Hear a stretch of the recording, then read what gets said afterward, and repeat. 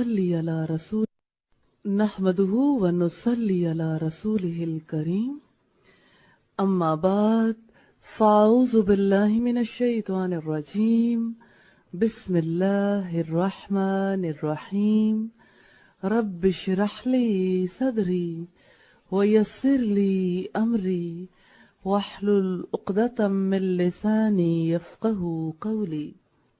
क्या जिक्र करने से शैतान के वसवसे आने रुक जाते हैं?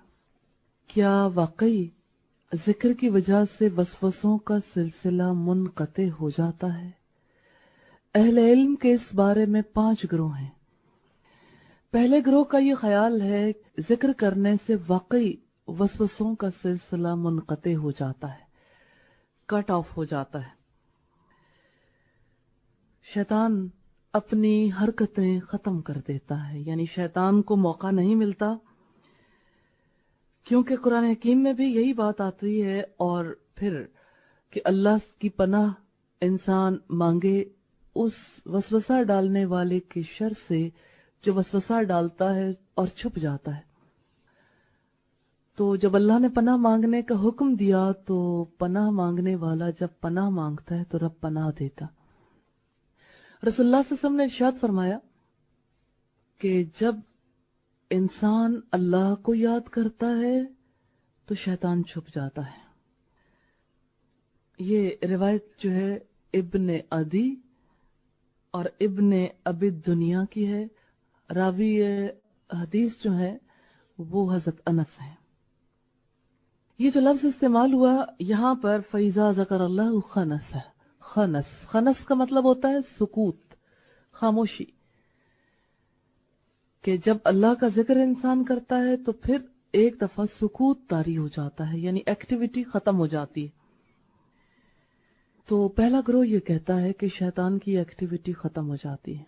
दूसरे ग्रोह की राय ये है कि जिक्र से वसवसे तो खत्म नहीं होते लेकिन उनकी तासीर खत्म हो जाती है। इसलिए कि जब अल्लाह का जिक्र करने में दिल मसरूफ होता है तो दिल के अंदर वसवसा कबूल करने की सलाहियत मौजूद होती है, खत्म नहीं होती। वसवसा दिल कबूल कर लेता है लेकिन उसका वो असर नहीं होता जो असर जिक्र के बगैर दिल पर होता है। इसकी मिसाल यूं दी गई है कि जैसे एक इंसान अपनी सोचों में गर्क हो, इर्द गिर्द बहुत आवाजें हों, बहुत कुछ कहा जा रहा हो, लेकिन इंसान इर्द गिर्द वालों की बातें सुन नहीं रहा होता क्योंकि वो अपनी सोचों में गर्क है, मसरूफ है। इसकी वजह से इर्द गिर्द वालों का उसे पता नहीं चलता कि वो उससे क्या कह रहे हैं या ये है कि वो आपस की बातचीत क्या कर रहे हैं। तो इसी तरह से इंसान जब अल्लाह के जिक्र में मशगूल होता है, पूरी तरह से कंसंट्रेट करता है, एंड उस मौके पर शैतान तो अपनी एफर्ट्स जारी रखता है लेकिन इंसान उन एफर्ट्स का असर कबूल नहीं करता। इसी तरह से तीसरा ग्रुप ये कहता है कि ना वसवसा खत्म होता है ना उसका असर जायल होता है। इसका मतलब यह है कि दिल के अंदर वसवसा भी मौजूद है, असर भी मौजूद है, तो फिर जिक्र से क्या फायदा होता है? शैतान का गलबा खत्म हो जाता है, यानी वो इंसान को कंट्रोल नहीं कर सकता लेकिन अपना काम जारी रखता है। देखिएगा, पहला ग्रुप कहता है कि वसवसा मुनक़ते हो जाता है, दूसरा ग्रुप कहता है कि वसवसा आता है लेकिन असर नहीं होता, तीसरा ग्रुप कहता है कि वसवसे भी आते हैं, जिक्र के जारी होने से फायदा ये होता है कि शैतान का गलबा खत्म हो जाता है, वो उस तरह से इंसान को हैंडल नहीं कर सकता, लेकिन वसवसे का असर भी होता है, यानी जो बातें वो दिल के अंदर डालता है वो बातें दिल के अंदर रहती भी हैं, गो के उस तरह से असरअंदाज नहीं होती, बहरहाल उसका कुछ ना कुछ असर होता है, गालिब नहीं होता। यानी एक चीज होती है ना कि जो छा जाती है, जैसे आप देखें एक चीज जो है पूरे तरीके से किसी को अपने कंट्रोल में ले ले तो इंसान फिर दाएं बाएं नहीं हो सकता। जैसे बादल आ जाएं तो आपके पास पावर है कि उन बादलों को हटा दें और सूरज की रोशनी हो जाए, ऐसा नहीं हो सकता फिर। लेकिन सूरज निकलता है तो बादल छट जाते हैं। जिक्र का बस यही काम है कि वो जब होना शुरू होता है तो बादलों की तरह जो वसवसे दिल पर छाए हुए होते हैं ना, वो छट जाते हैं। लेकिन बहरहाल बादलों के जो असरात हैं वो बरकरार रहते हैं, यानी जहां जहां भी बारिश हुई होती है या बादलों की वजह से मौसम थोड़ा जो है कूल हो जाता है, तो वो असरात बहरहाल बरकरार रहते हैं। अगर ज्यादा देर तक जिक्र हो फिर वो असरात आहिस्ता आहिस्ता मिनिमाइज हो जाते हैं, यानी गलबा जो है वो खत्म हो जाता है। चौथे ग्रुप का ये ख्याल है कि जिक्र से वसवसा खत्म हो जाता है और वसवसे से जिक्र का असर मादूम हो जाता है। ये दो अजीब बातें हैं। वसवसा खत्म तो हो जाता है लेकिन जिक्र की भी वो सूरत बाकी नहीं रहती, यानी जिक्र में वो लुत्फ, वो तासीर, वो असर भी बाकी नहीं रहता, जिक्र की वो कैफियत बाकी नहीं रहती। कभी आपके साथ ऐसा हुआ कि आपने जिक्र करना शुरू किया हो और आप बीच में ही भूल गए हो आप क्या जिक्र कर रहे थे? ऐसा होता है ना। तो ये वसवसे के असर से है, शैतानी वसाविस के असर से, कि इंसान एक तरफ जिक्र कर रहा होता है, दूसरी तरफ वसवसे आ रहे होते हैं। वसवसे की वजह से आहिस्ता आहिस्ता जिक्र करने से ही इंसान रुक जाता है। ये चौथे ग्रुप का ख्याल है कि वसवसा किस किस सूरत में असरअंदाज होता है। पांचवें ग्रुप का ये ख्याल है कि वसवसा और जिक्र दोनों कभी नहीं खत्म होते, दोनों ही मौजूद रहते हैं, दोनों का अमल अपनी अपनी जगह जारी रहता है। जिस तरह इंसान अपनी आंख से एक वक्त में कई चीजें देख लेता है, इसी तरह से एक वक्त में दिल में वसवसे भी रहते हैं और जिक्र का भी असर होता रहता है। नबी सल्लल्लाहु अलैहि वसल्लम ने फरमाया, हर बंदे की चार आंखें होती हैं, दो सर में जिनसे वो अपने दुनियावी मामलात को देखता है और दो दिल में जिनसे वो अपने दीनी उमूर का मुशाहिदा करता है, यानी मुहासबा करता है। तो दरअसल ये बसीरत की आंखें, अंदर की रोशनी, अंदर की लाइट है, जिसकी वजह से वो अपने दीनी हालात का या अल्लाह से ताल्लुक का अंदाजा लगाता रहता है, या अपने नफ्स की खराबियां या अपने अंदर की खराबियां देखता रहता है। तो यूं हमें पता चलता है कि वसवसा महज एक ख्याल नहीं है, वसवसा पूरा अमल बनने की सलाहियत रखता है और वसवसे से इंसान की जिंदगी के अंदर चेंज आ सकती है।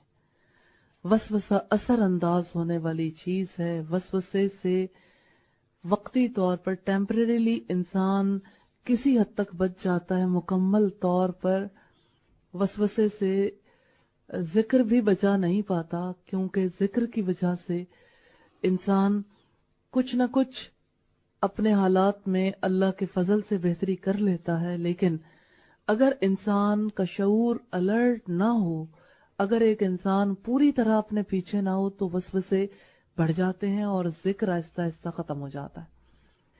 देखिए, आप दो चीजें हमारी आंखों के सामने भी यकसा तौर पर नहीं रहती, दो आवाजें हम यकसा तौर पर एक एतबार से सुन नहीं सकते।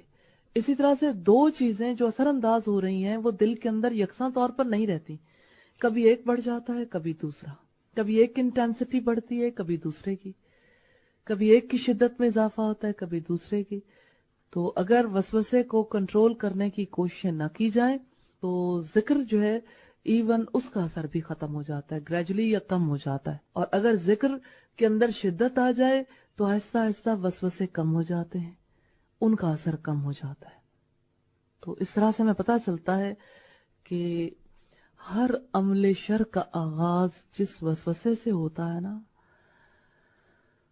वो वसवसा इंसान की जिंदगी पर असरअंदाज होता है, इंसान को बुराई करने पे आमादा करता है, इंसान का पूरा लाइफस्टाइल एक वसवसा तब्दील करके रख सकता है। एक वसवसा, एक ख्याल। इसलिए वसवसे के मामले को समझने की बहुत ज्यादा जरूरत है। पहली बात तो ये कि वसवसा कहते किसे हैं? रिपीटेडली आने वाले ख्याल को। बुरा ख्याल, बुरा ख्याल वसवसा है, और नेकी का जो ख्याल है और अल्लाह की तरफ जो रग़बत है, अल्लाह से जो ताल्लुक है, ये इल्हाम है, दिल के ऊपर इल्का होने वाला ख्याल, या तो रहमान की जानिब से یا شیطان کی جانب سے. رحمان کی جانب سے ہو تو انسان نیکیوں کی طرف بھاگتا ہے, شیطان کی جانب سے ہو تو انسان کے پاؤں میں ایسی بیڑی ڈال دی جاتی, وسوسہ تو بیڑی کی طرح ہے کہ انسان کے پاؤں بھاری ہو جاتے ہیں, انسان آگے بڑھ نہیں سکتا, اور انسان اگر پیچھے نہ بھی جانا چاہے تو رک ضرور جاتا ہے نیکی کے کام سے. تو وسوسہ انسان کو رب کے تعلق سے روکتا ہے, نیکی کرنے سے روکتا ہے. وسوسہ انسان کے لیے زہر قاتل ہے. وسوسہ انسان کے اندر کی نیکیوں کو, انسان کے اندر کے خیر کو ڈیلیٹ کرنے کے لیے سب سے اہم رول پلے کرتا. لہذا ہم وسوسے کی اقسام دیکھیں گے اور اس کے اثرات بھی اسی اعتبار سے دیکھیں گے. پھر ہم کیا کریں اسی حوالے سے اس کا بھی جائزہ لیں گے. تو پہلی چیز ہم نے دیکھی وسوسہ. دوسری چیز ہے وسوسے کی اقسام. وسوسے کی پہلی قسم ہے تلبیس حق. تلبیس حق, تلبیس کسے کہتے ہیں؟ آپ ایک لفظ یوز کرتے ہیں اپنی زبان میں, لباس. لباس کسے کہتے ہیں؟ جو جسم کو کور کر لے, یعنی جس چیز ہم اپنے لباس کو لباس کہتے ہیں نا, باقی جو چیزیں بھی کور اپ ہوتی ہیں, ہم مثلا ٹیبل کے اوپر کور ہے, ہم اس کو لباس نہیں کہیں گے. تو اپنے لیے جو ہم کپڑا استعمال کرتے ہیں اپنے بدن, اپنے سطر کو ڈھانپنے کے لیے, اسے لباس کہتے ہیں. لباس سے کیا چیز چھپتی ہے؟ ہمارا سطر, ہمارا جسم چھپ جاتا ہے نا. تو لباس ہی سے ایک اور لفظ بنتا ہے تلبیس. تلبیس کہتے ہیں چھپانے کو. اچھا, جس طرح کا لباس ہوتا ہے انسان کی حیت اسی طرح کی نظر آتی ہے, انسان کا امپریشن بھی ویسا ہی ہوتا ہے. مثلا آپ نے اچھا لباس پہنا, اچھا کلر, اچھی ڈیزائننگ, تو ہیں تو آپ ہی, لیکن اچھے زیادہ لگیں گے.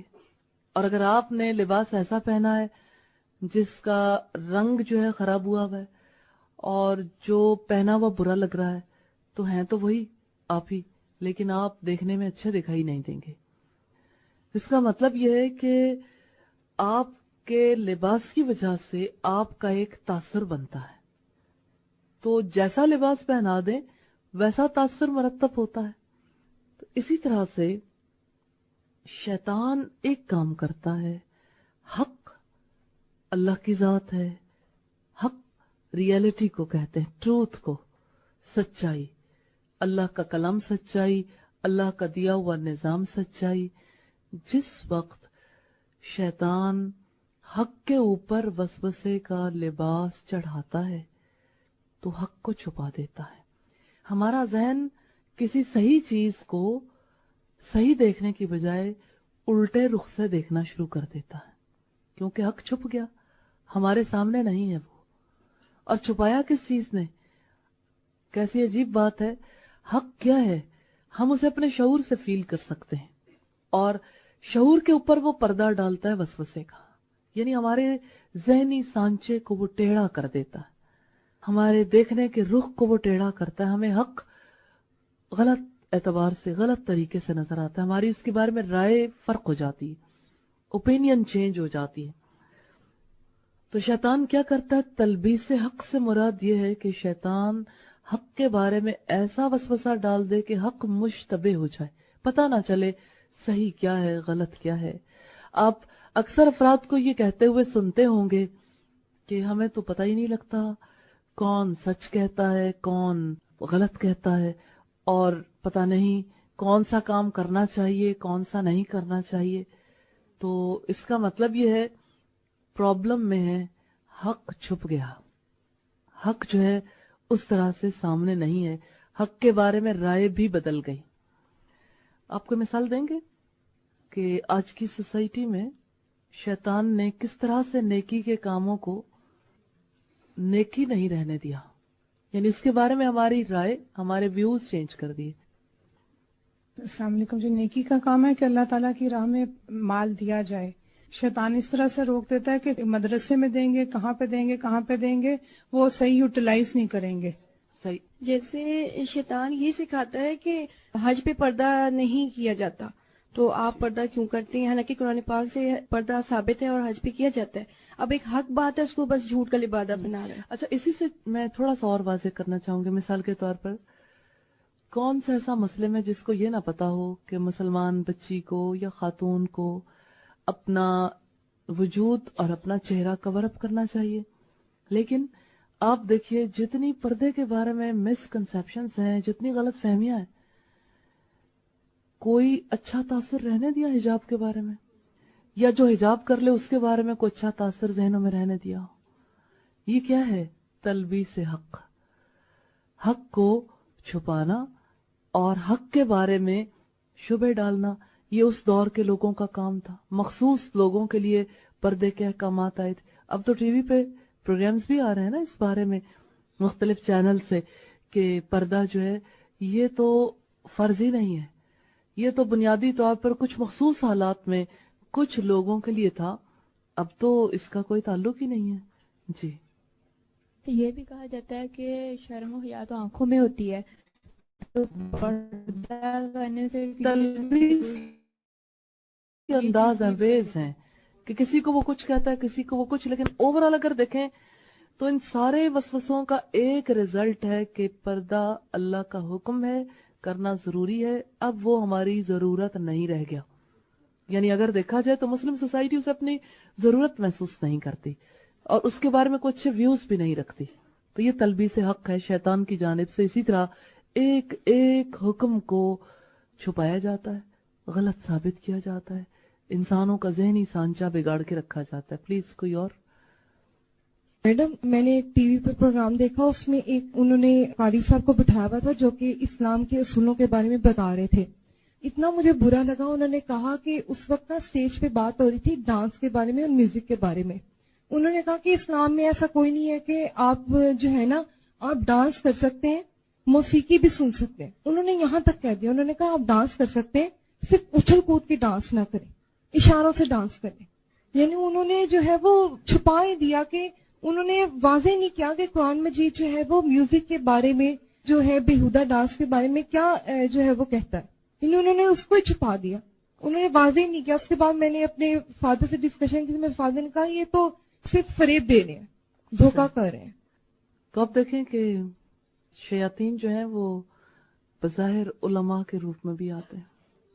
کہاں کہاں سے, یعنی تلبیس کے لیے کسی کو بھی اپنا اللہ کار بنا لیتے ہیں. جی پلیز. خواتین کے حوالے سے اکثر یہ بات ہوتی ہے, مطلب ان کو انوائٹ کریں آپ آئیں, تو یہ جواب ملتا ہے کہ خواتین کی وہ حدیث کوٹ کی جاتی ہے نا کہ ایک عورت جو ہے وہ 5 وقت کی نماز پڑھے, روزے رکھے اور گھر کا بس دیکھ بھال کرے تو جنت کے جس دروازے سے چاہے داخل ہو جائے.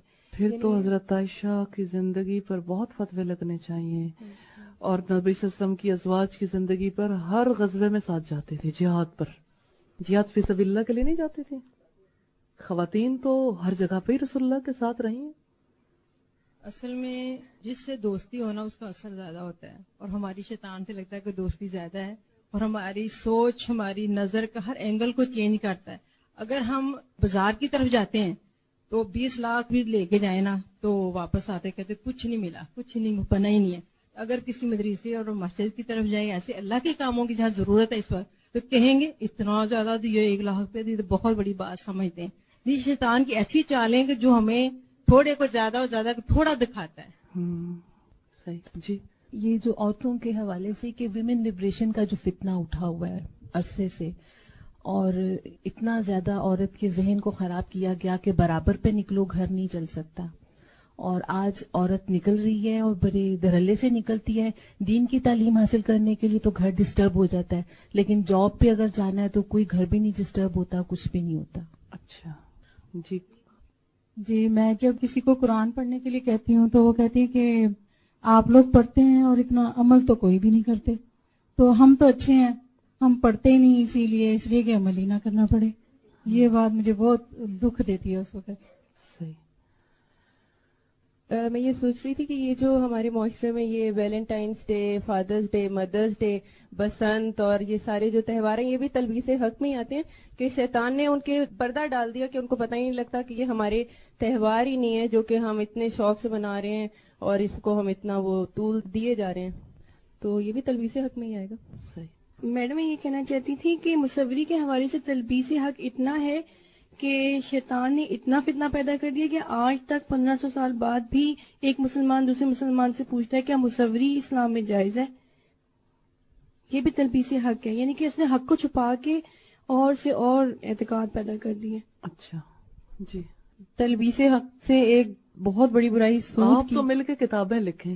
سود جو سود کے بارے میں جو اتنی زبردست طریقے سے معاشرے میں اتنی حرام جو چیز ہے اس کو کامن کیا جا رہا ہے، اور کہتے ہیں کہ یہ تو حکومت جو چیز جائز کر دیتی ہے اس کے تو ہم سے پکڑ ہی نہیں ہوگی. صحیح. اچھا ایک چیز آپ فیل کرتے ہیں کہ آپ کے اندر الحمدللہ اللہ نے کتنی صلاحیت آپ کو دے رکھی ہے اور کتنا کچھ موجود ہے، اور اس کو سامنے لانے کی کتنی زیادہ ضرورت ہے، اور آپ نے اسے چھپایا ہوا ہے. ایک تلویث آپ کی جانب سے بھی ہے، اگرچہ اس کا وے ڈیفرنٹ ہے، لیکن یہ نادانی کی وجہ سے یا شعور نہ ہونے کی وجہ سے سب کچھ ہوتا رہا کہ آپ جو کر سکتے ہیں آپ نے وہ اب تک نہیں کیا، حق کا اظہار نہیں کیا. تو حق چھپانے کے مجرم تو ہیں ہم. جب تک حق کا اظہار نہیں کریں گے، یہ کتمان حق، ہم نے حق کو چھپایا ہے. اتنا بڑا جرم ہے، یہی جرم بنی اسرائیل نے کیا تھا، حق کا اظہار کرنا ہے انشاءاللہ تعالی. حدود آرڈیننس کے بارے میں حکومت نے جو تبدیلی کر دی، یہ بھی تلبیس حق کی ہی ایک صورت ہے. جی بالکل. تو ہمارے گھر میں آج کل یہ موضوع بڑا چھڑا ہوا ہے کہ جس طرح سے تم دروازوں پہ جا کے نوک کرتی ہو اور لوگوں کو تبلیغ کرتی ہو، تو کیا رسول پاک صلی اللہ علیہ وسلم کی ازواج نے ایسا کیا ہے تو تم بھی ایسا کر لو. تو میں نے سے پوچھنا تھا اس نے کہ وہ باقاعدہ ایک ریفرنس مانگتے ہیں گھر والے کہ آپ ایسا کرو. قرآن حکیم میں سورۃ توبہ میں آتا ہے والمؤمنون والمؤمنات، مومن مرد اور مومن عورتیں، بعضهم اولیاء بعض، ان میں سے بعض کے دوست ہیں، یأمرون بالمعروف وینہون عن المنکر، وہ سب مل کر نیکی کا حکم دیتے ہیں اور سب مل کر برائی سے روکتے ہیں. تو یہ ذمہ داری صرف مردوں کی نہیں، خواتین کی بھی ہے. رسول اللہ صلی اللہ علیہ وسلم کے دور میں جو ذمہ داری مردوں نے اٹھا لی تھی اس میں خواتین کے عمل دخل کی بہت زیادہ ضرورت نہیں رہ گئی تھی، کیونکہ یہ معاشرے کا سب سے بڑا کام بن گیا تھا. ہر مرد ایکٹیو تھا، اس معاشرے کا ہر مرد اپنے گھر کا بھی رسپانسیبل تھا، دعوت دینے کا بھی ذمہ دار تھا. لہذا یہ اضطراری مجبوری والی صورتحال تب نہیں تھی. لیکن اگر مرد جہاد کے لیے جاتے تھے تو خواتین کو محروم نہیں رکھا جاتا تھا. اگر مرد رسول اللہ سے علم حاصل کرتے تھے تو خواتین کو محروم نہیں رکھا جاتا تھا. ام سلیم نے جب رسول اللہ سے درخواست کی تھی کہ اللہ کے رسول ہمارے لیے ایک الگ دن مقرر فرما دیں کہ آپ مردوں کو اتنا وقت دیتے ہیں، ہمارے لیے وقت نہیں، تو آپ نے ان کے لیے الگ وقت مقرر فرما دیا تھا.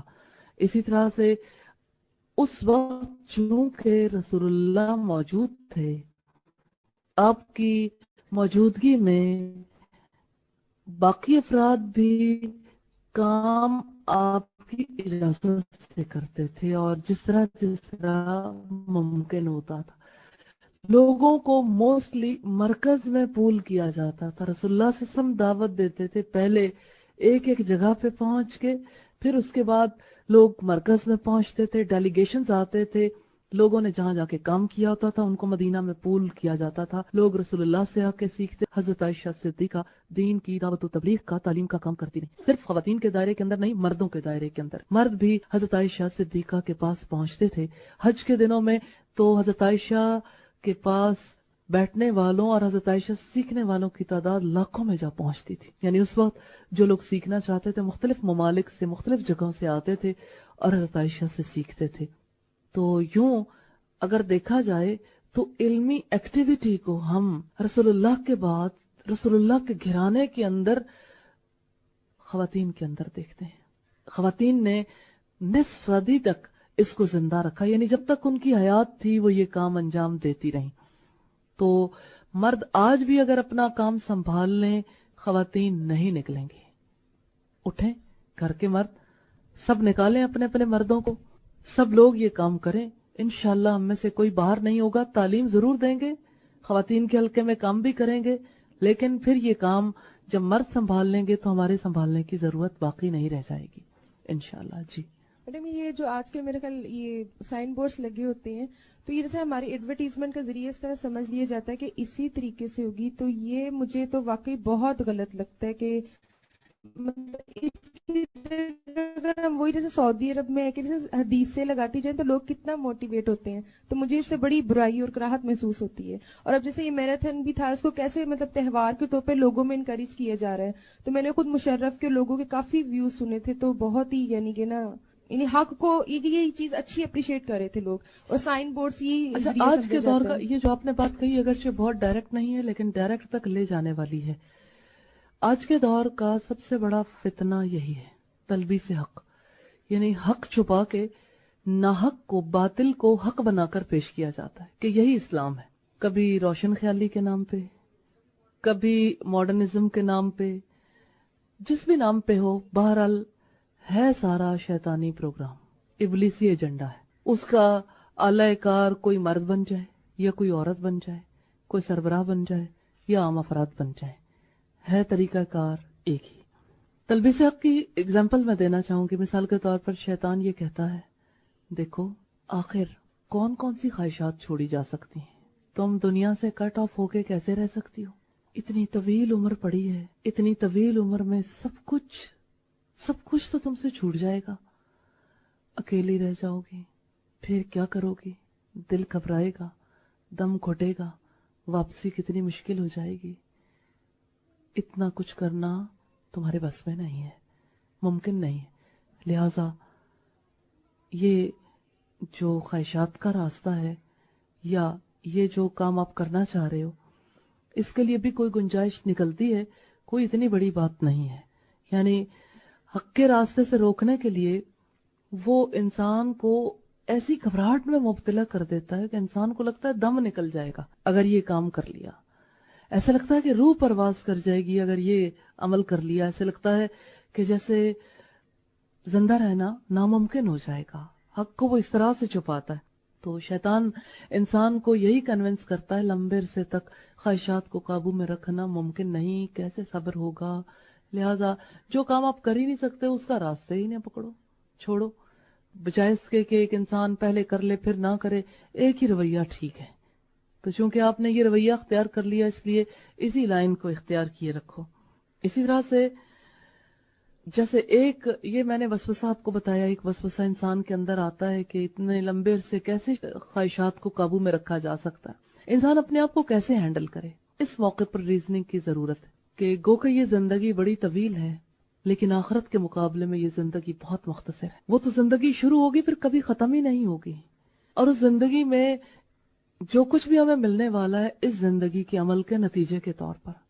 تو آج اگر میں نے اپنے آپ کو قابو میں نہ رکھا تو کل اللہ کے بے قابو فرشتے مجھے عذاب جہنم میں مبتلا کر دیں گے, پھر مجھے کوئی بچانے والا نہیں ہوگا.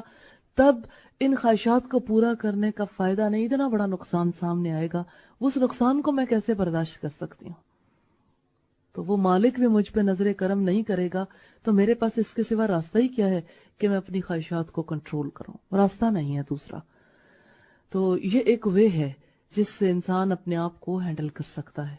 اسی طرح سے ایک انسان اپنے آپ کو یہ کہہ سکتا ہے کہ ہاں دیکھیے خواہشات کو کنٹرول کرنا اگرچہ مشکل کام ہے, دنیا کی لذتوں کو چھوڑنا اگرچہ مشکل کام ہے, لیکن دنیا کی لذتیں اگر ہمیشہ کے عذاب میں, عذاب علیم میں اور مستقل عذاب میں مبتلا کروا دیں تو پھر ایسی لذت کا کیا فائدہ؟